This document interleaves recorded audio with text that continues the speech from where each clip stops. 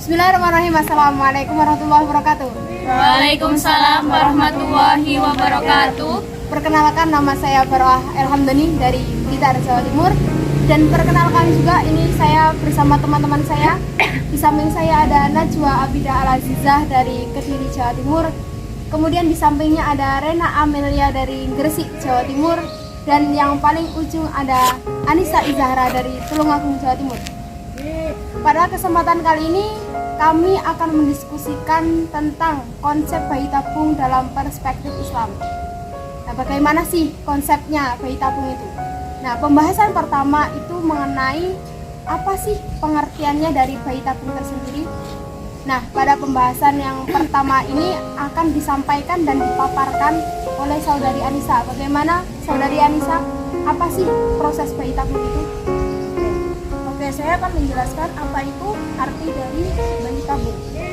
Bayi tabung adalah penggabungan antara dua sel telur dan sel sperma. Penggabungan itu tidak terjadi di dalam tubuh, melainkan di luar tubuh melalui medis. Dan cuma sel sperma yang terbaik dan sel telur yang terbaiklah yang dapat dijadikan sebagai bahan untuk bayi tabung tersebut. Itu menurut saya. Mungkin ada yang mau memberikan pengertian yang lain? Mbak Najwa? Teman-teman? Oke, saya akan mengartikan bagaimana sih bayi tabung itu. Jadi menurut saya itu bayi tabung itu istilah dari bayi itu tuh dihasilkan dari sel sperma dan sel telur yang dilakukan di luar tubuh dan berlangsung di dalam tabung.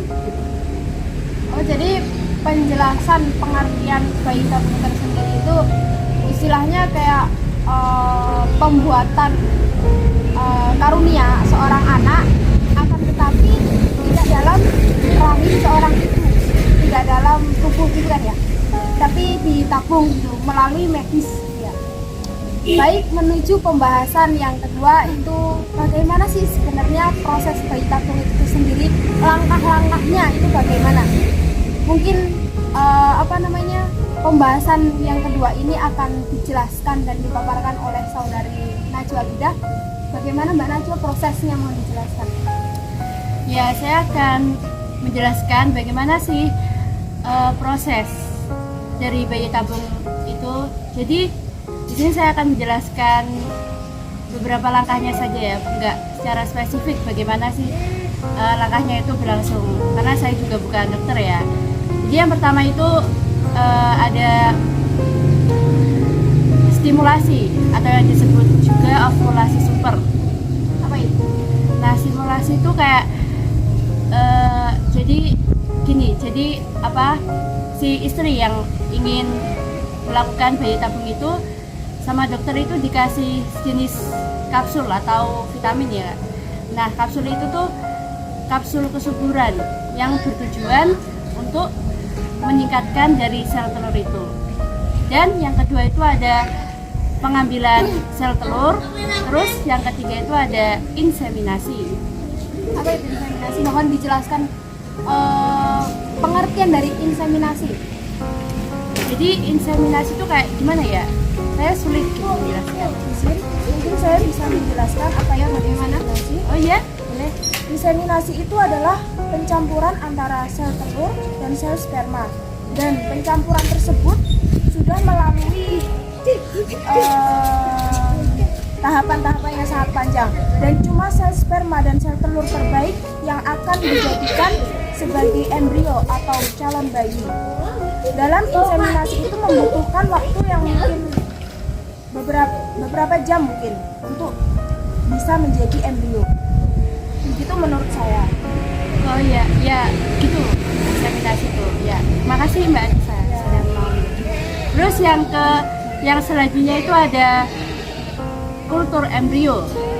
Nah, itu, dan yang terakhir itu ada transfer embrio. Begitu secara singkat langkah-langkahnya tentang bagaimana sih caranya bayi tabung.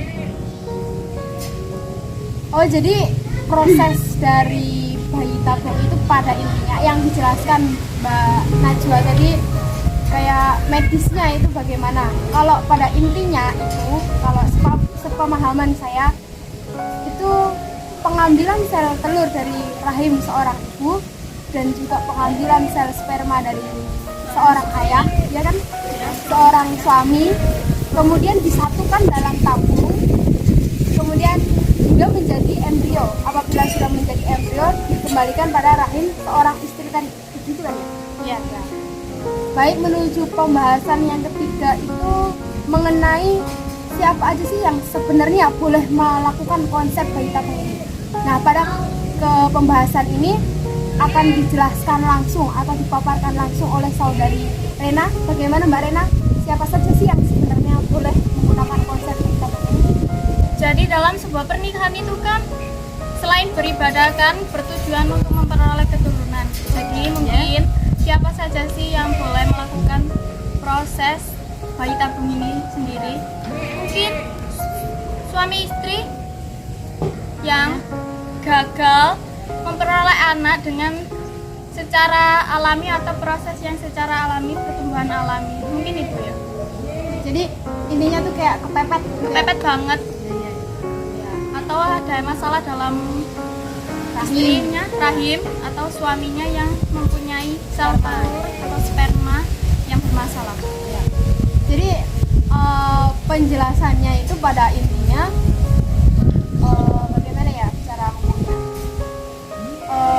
suami istri yang sudah melakukan ikhtiar sedemikian rupa akan tetapi mungkin mempunyai masalah dalam rahimnya atau bisa jadi dalam spermanya seorang laki-laki gitu ya.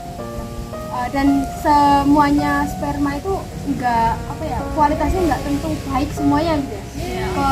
Kemungkinan ada yang buruk, mungkin dari perokok gitu ya, pecandu alkohol bisa memperburuk sperma, yang menurunkan kualitas sperma itu sendiri. ya. Jadi pada intinya diperbolehkan kalau bagi suami istri yang sudah melakukan ikhtiar sedemikian rupa akan tetapi qadarullah belum dituruni karunia. Jadi kayak istilahnya kepepet gitu ya. Kepepet banget. Baik, menuju pembahasan yang terakhir, bagaimana sih sebenarnya hukum-hukumnya proses bayi tabung ini? Mungkin kan dari kalau semisal kita membicarakan hukum itu terkadang ada perselisihan gitu, ada yang mengatakan mubah dan ada juga yang mengatakan haram. Nah, yang mubah bagaimana sih, Mbak Rena? Mohon dijelaskan. Mungkin boleh-boleh saja apabila itu ditaruh di rahim istrinya sendiri dan tidak ditaruh di rahim wanita lain, dan itu hukumnya mubah. Ya. Ya, jadi yang dijelaskan saudari Rena itu mubah apabila embrionya tadi, hasilnya tadi ditaruh pada rahimnya istri sendiri, bukan wanita lain gitu ya. Iya. Ya, itu hukumnya mubah. Nah, kalau misalnya hukumnya haram, bagaimana menurut Mbak Anissa? Oke, kita membuat permisalan.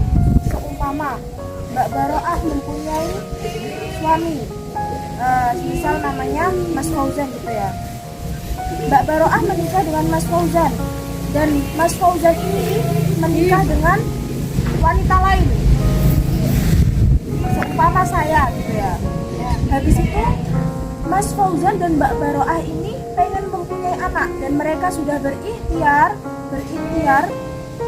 sudah memakai cara yang banyak, pakai tradisional, modern, gini dan qadarullah belum dikaruniai gitu. Akhirnya mereka berdua memilih jalan bayi tabung, Memutuskan bayi tabung tersebut. ya, memutuskan dengan menggunakan bayi tabung dan mereka akhirnya memakai bayi tabung itu, sel spermanya dari Mas Fauzan dan sel telurnya dari Mbak Baroah ya. dan itu digabungkan sudah menjadi embrio. Tetapi embrio itu tidak ditaruh di rahimnya Mbak Baroah, melainkan di rahim istri keduanya, yaitu saya. Itu nggak boleh karena ya itu nggak boleh. Jadi boleh-boleh saja, melainkan ditaruh di rahimnya istrinya sendiri. Walaupun itu istri kedua itu tetap nggak boleh gitu ya. Boleh. Boleh. Walaupun apa antum itu istrinya Mas Fauzan juga, akan tapi kalau misalnya itu embrionya saya, Sel telurnya. heeh. Nah, ya. Berarti ditaruhnya di rahimnya saya, gitu kan? Kalau selanjutnya bagaimana menurut Mbak Najwa? Ya, jadi hukum bayi tabung itu bisa menjadi haram itu apabila juga kalian pernah dengar kayak rental rahim apa? Iya, pernah. Ya, jadi kan jadi kan kayak rental itu artinya kan kayak pinjam gitu ya. Jadi istilahnya kayak pinjam rahim. Jadi kayak seumpama permisalan gitu ya, ada suami istri.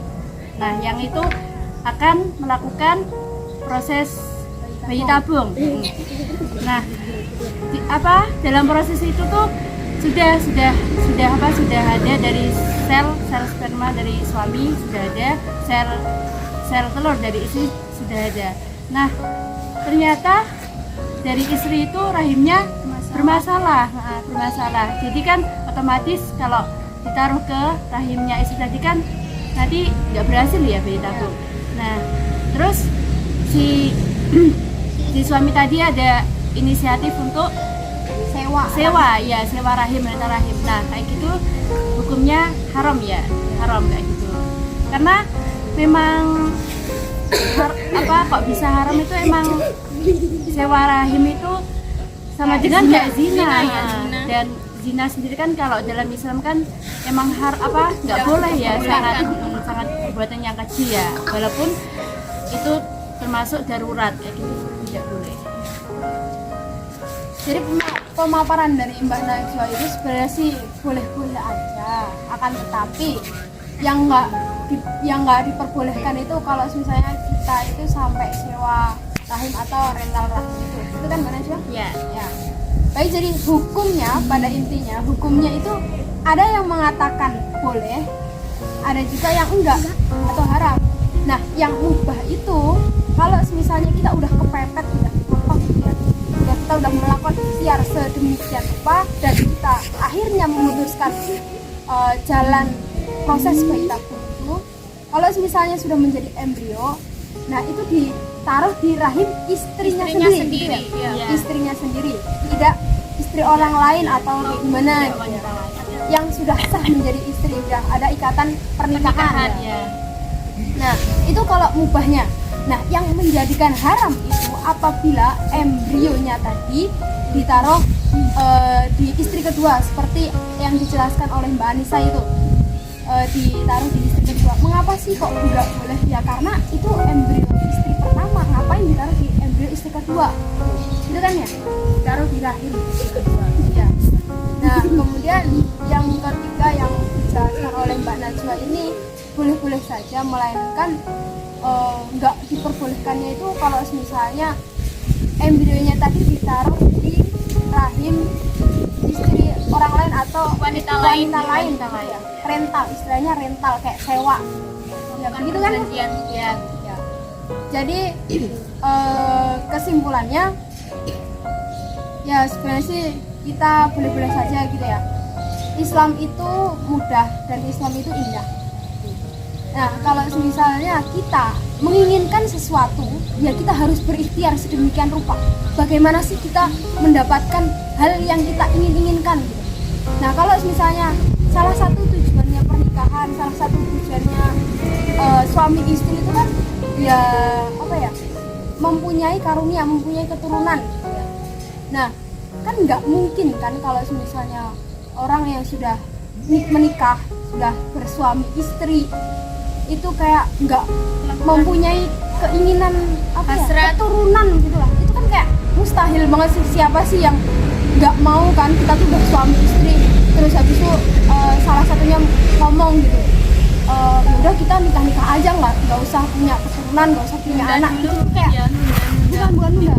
Kalau nggak mempunyai keinginan itu kayak ya sebuah kemustahilan gitu kan. Di setiap suami istri pasti mempunyai keinginan, mempunyai keturunan. Nah, kalau misalnya kita menginginkan sesuatu, ya kita harus berikhtiar sedemikian rupa dengan apa yang diperbolehkan oleh agama dan apa yang dibenarkan oleh agama. Jangan sampai kita menginginkan suatu hal, tetapi kita berikhtiarnya itu malah salah. Berikhtiarnya yang disalahkan, yang diharamkan oleh agama itu yang nggak diperbolehkan gitu ya. Jadi semoga kita selalu dalam lindungan Allah SWT. Semoga kita selalu dimudahkan urusan kita di dunia maupun di akhirat.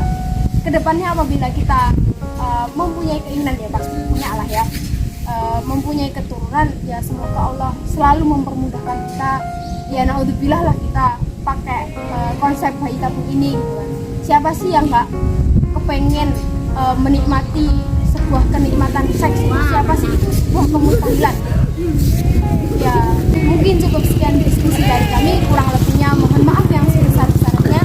Apabila ada benarnya itu dari Allah SWT, dan apabila ada kesalahannya itu dari kami sendiri. Kurang lebihnya mohon maaf. Syukran nun wal qalam yasrun. Ila liqa. Wassalamualaikum warahmatullahi wabarakatuh. Waalaikumsalam warahmatullahi wabarakatuh.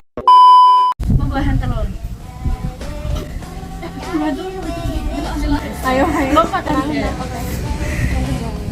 Tenang. Aku bingung. Ya.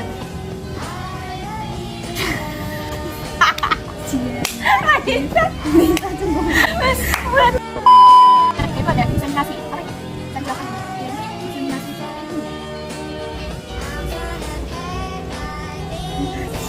Ulangi. Nisa aku kan menjelaskan. Cocok. Itu langsung dipilih. Jelas. Tak selama.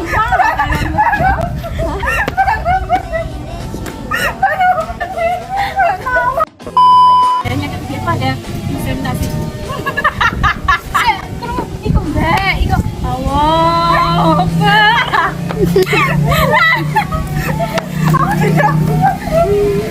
Terminasi. Aku tahu.